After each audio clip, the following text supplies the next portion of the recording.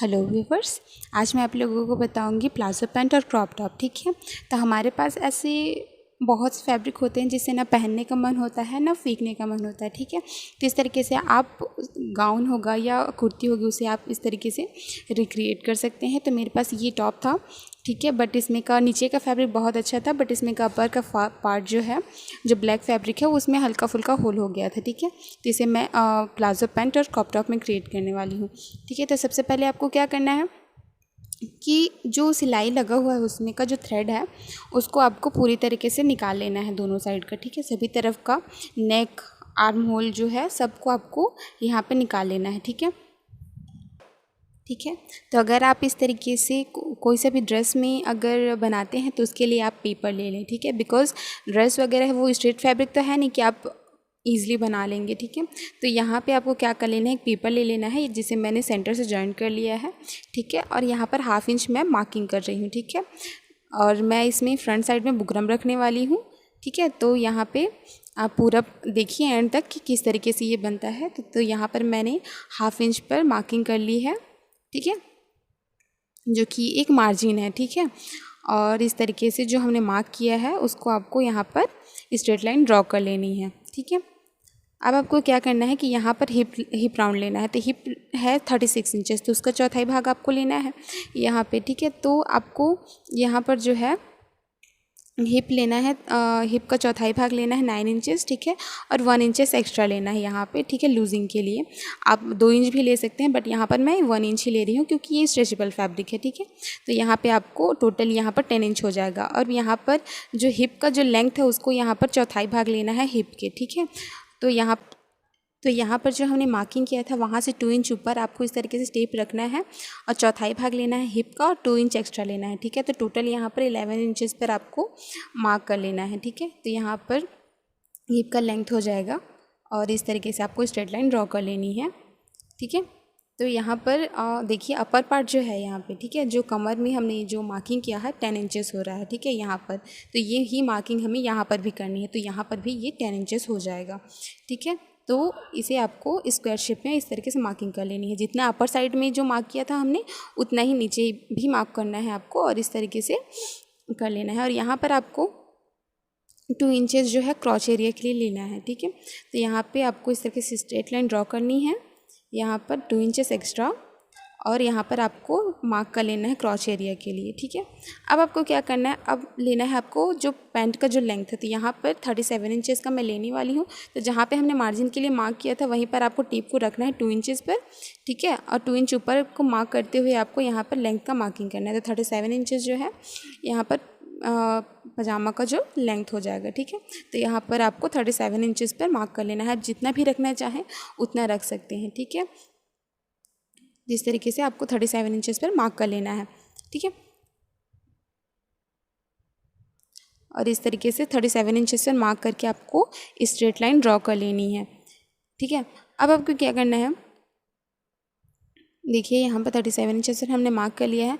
हमें नीचे साइड भी फोल्डिंग के लिए फैब्रिक चाहिए। अगर कपड़े में निकल जाएगा तो हम इजीली निकाल लेंगे, अगर नहीं होगा तो हम बाद में अलग से अटैच कर लेंगे, तो इसलिए मैं एक्स्ट्रा फैब्रिक नहीं ले रही हूँ नीचे साइड। ठीक है, तो यहाँ पर आपको क्या करना है, जो क्रॉच एरिया पर हमने मार्क किया था वहाँ पर आपको उसका सेंटर पार्ट निकालना है। ठीक है, जितना वहाँ पर है उतना ही नीचे साइड भी आपको इस तरीके से मार्क कर लेना है। और यहाँ पर देखिए जिसका सेंटर पार्ट यहाँ पर होगा 12 इंचेस, तो उसका हाफ हो जाएगा 6 इंचेस। ठीक है, तो यहाँ पर सेंटर पे आपको मार्क कर लेना है, और इसे मार्क करने के बाद जो है आपको स्ट्रेट लाइन ड्रॉ कर लेनी है। ठीक है, इस तरीके से आपको सेंटर में स्केल रख करके मार्क कर लेनी है। ठीक है, अब आपको क्या करना है, जो मोहरी होगी तो आपको यहाँ पर मैं थोड़ा लूज़ रखने वाली हूँ, तो यहाँ पर दोनों साइड मैं यहाँ पर 3-3 इंच पर मार्क कर रही हूँ। ठीक है, तो यहाँ पे इस तरीके से मैंने मार्क कर लिया है। आपको टाइट रखना है तो आप कम भी रख सकते हैं। और उसके बाद हम लेंगे सेब पट्टी। ठीक है, तो यहाँ पे आपको इस तरीके से सेब पट्टी को रखना है। आपको कॉर्नर में जहाँ पर लाइन बनी हुई है वहाँ तक आप नहीं रखना है, थोड़ा सा गैप दे करके शेप पट्टी को रखना है। और इस तरह से मार्क करने के बाद इसे पलट करके क्रॉच एरिया साइड भी आपको इस तरीके से मार्क कर लेना है। इस पट्टी से बहुत ही फिनिशिंग के साथ मार्किंग होती है। आप अगर आपके पास नहीं है तो आप हाथ से भी इसे मार्क कर सकते हैं। ठीक है, ड्रॉ करके। तो इस तरीके से हमने मार्क कर लिया है, अब आपको इसे कट कर लेना है। ठीक है, इस तरीके से इस पेपर को फेंके ना, बिकॉज आपके पास जो भी फैब्रिक है, ठीक है, तो उसमें आप इस पेपर को रख करके इजीली कट कर सकते हैं, ठीक है। तो इस तरीके से आपको इसे कट कर लेना है। अब आपको क्या करना है कि जो कुर्ती लिया था हमने उसमें का फ्रंट पार्ट लेंगे, ठीक है। तो यहाँ पर फ्रंट पार्ट ही लिया है क्योंकि फ्रंट पार्ट जो है डीप नेक था हल्का सा बैक पार्ट के मुकाबले।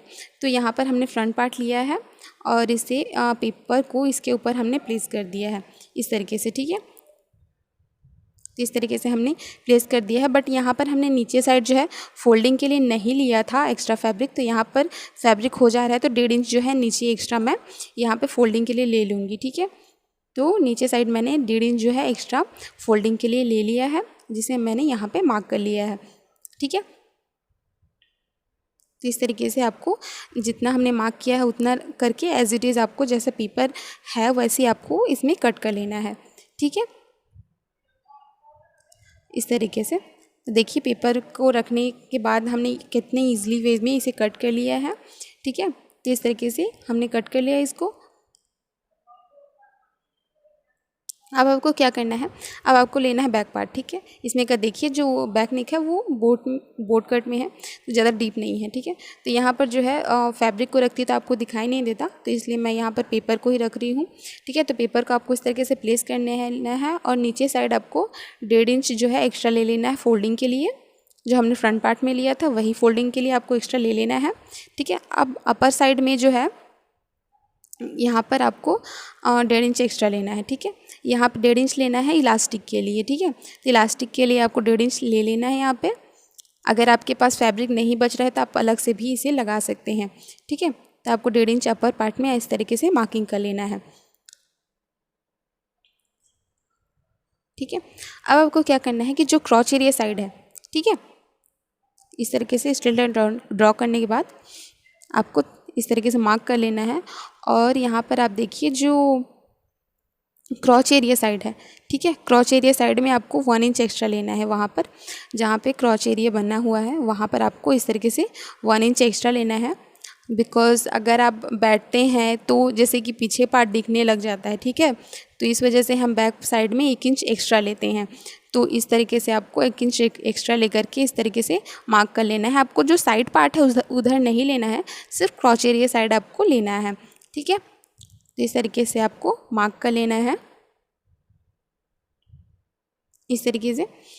अब आपको क्या करना है कि जो बैक पार्ट है, ठीक है, यहाँ पे अब जो बैक पार्ट है वो फ्रंट पार्ट के अकॉर्डिंग जो है बड़ा होता है, हैवी होता है। तो यहाँ पर आपको क्या करना है कि 2 इंचेस एक्स्ट्रा लेना है आपको, ठीक है। बिकॉज लूजिंग के लिए ज़रूरी होता है। अगर आप नहीं लेंगे एज इट इज़ कट कर देंगे तो जो पैंट है वो टाइट होने लगेगा, ठीक है। तो इसलिए हम यहाँ पर बैक साइड में 2 इंच एक्स्ट्रा लेते हैं। तो इस तरीके से आपको सभी तरफ आपको इस तरीके से 2 इंच एक्स्ट्रा आपको रख करके मार्क कर लेना है, ठीक है।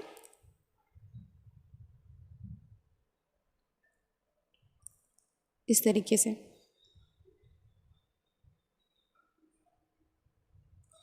अब आपको क्या करना है कि नीचे साइड जो है फैब्रिक नहीं था इसमें, तो मैं यहाँ पर 1.5 इंच ले रही हूँ, बट ये इजीली घुस जाएगा बिकॉज ये स्ट्रेचेबल फैब्रिक है।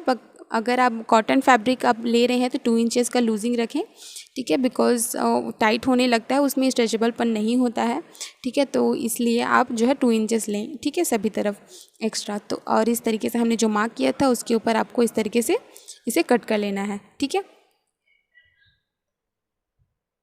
देखिए हमने बैक पार्ट जो है इसको भी हमने कट कर लिया है इस तरीके से, ठीक है। तो देखिए फ्रंट और बैक पार्ट जो है दोनों कट हो चुका है।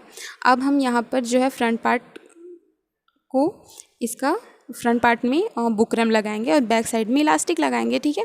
तो यहाँ पर जो है फ्रंट पार्ट में आपको एक टक बना लेना है, ठीक है, सेंटर में एक डॉट बना लेना है, ठीक है, जिससे बहुत ही फिनिशिंग के साथ फ्रंट साइड में बहुत फिटिंग आती है, ठीक है। तो इसलिए आपको इसका सेंटर पार्ट निकाल लेना है, ठीक है। तो इसका सेंटर 5 इंचेस हो जाएगा और सेंटर पार्ट में आपको इस तरीके से मार्क कर लेना है और 4.5 इंच पर इसका लंबा जो है डॉट बना लेना है आपको, ठीक है। तो इस तरीके से 4.5 इंच पर मार्क कर लेना है और उसके बाद आपको सेंटर पार्ट निकालने के बाद 4.5 इंच का आपको डॉट बना लेना है, ठीक है। दोनों साइड आपको हाफ इंच एक्स्ट्रा लेकर के इस तरीके से वी शेप का बनाते हुए आपको डॉट बना लेना है। आपको इस सिलाई करते वक्त आसानी हो इसके लिए दूसरे पार्ट में भी आपको इस तरीके से मार्क कर लेना है। ठीक है, तो इस तरीके से आपको इसे टक बना लेना है फ्रंट साइड में। ठीक है, हम यहाँ पर साइड जिप भी लगाएंगे, बिकॉज़ अगर आप बुकरम लगाते हैं तो जिप लगाना ज़रूरी है, बिकॉज़ नहीं तो टाइट होने लगता है कमर साइड। ठीक है, और यहाँ पर देखिए हमने बना लिया है और बैक साइड जो है इलास्टिक भी लगा ली है और फ्रंट साइड जो है बुकरम भी लगा लिया है। ठीक है, तो यहाँ पर जो है जो साइड में मैं यहाँ पर जो जिप लगाने वाली हूँ। ठीक है, तो आपको जितना लंबा जिप है वहाँ तक, जितना लंबा लगाना है वहाँ तक आपको इस तरीके से मार्किंग कर लेनी है।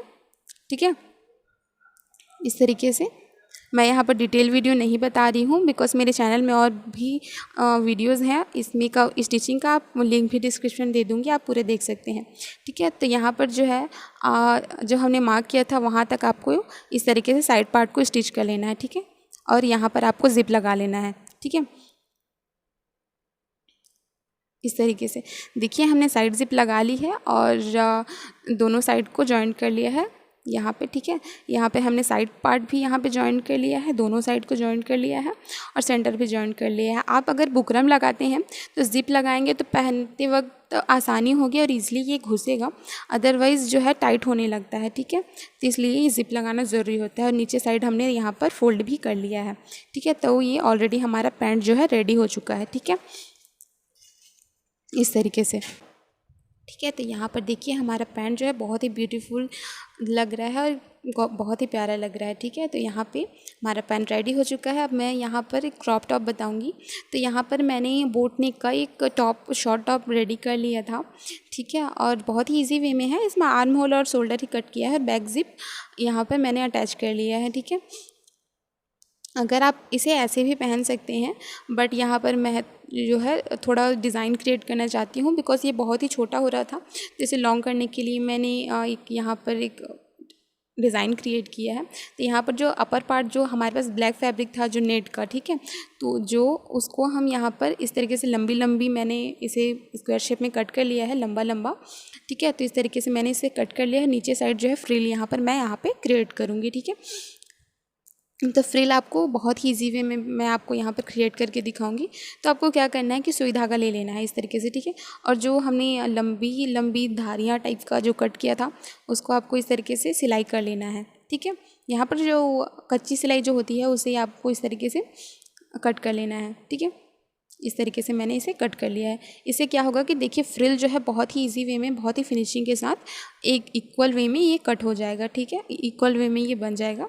ठीक है, तो आपको क्या करना है कि जो अपर पार्ट था, ठीक है, उसमें आपको इस तरीके से अटैच करना है। तो अटैच करने के लिए डायरेक्ट इसे स्टिचिंग ना करें। ठीक है, और इसमें जो है आलपिन वगैरह जो है इसे अटैच कर लें। ठीक है, जिससे आपको सिलाई करने में कोई परेशानी नहीं होगी और ईजिली वे में ये बन जाएगा। ठीक है, तो इस तरीके से आपको आलपिन जो है लगा लेना है। ठीक है, देखिए हमने दोनों साइड जो है फ्रिल क्रिएट कर लिया, नीचे साइड भी हेम कर लिया है। ठीक है, तो यहाँ पे जो है फ्रिल में ये टॉप रेडी हो चुका है। ठीक है, अब मैं यहाँ पर स्लीव्स भी बनाने वाली हूँ। तो यहाँ पे स्लीव्स के लिए अपर पार्ट में ही जो नेट था, ठीक है, तो उसको यहाँ पर हाफ राउंड में मैंने यहाँ पे इसे कट कर लिया है। ठीक है, इस तरीके से। ठीक है, और मैं यहाँ पर इसे 4 फोल्ड कर लूँगी इस तरीके से। देखिए आप इसे 4 फोल्ड कर लेना है आपको। और इसे आपको क्या करना है कि जो आर्म होल है, ठीक है, जो टॉप का जो आर्म होल है उसको आपको इसके ऊपर प्लेस करना है। ठीक है, इस तरीके से आपको इसे प्लेस करना है जितने में ये इसका मार्किंग आ रहा है। और ये इस तरीके से प्लेस करने के बाद आपको इसे मार्क कर लेना है। ठीक है, इस तरीके से मार्क करने के बाद जो है जहाँ पर हमने मार्किंग किया था उसको आपको यहाँ पर कट कर लेना है। ठीक है, अब यहाँ पर जो फ्रंट आर्म होल के लिए जो एक्स्ट्रा मार्किंग करते हैं वो भी आपको मार्क कर लेना है इस तरीके से और इसे कट कर लेना है। ठीक है, और यहाँ पर देखिए जो है इसे आपको अटैच कर लेना है टॉप के साथ।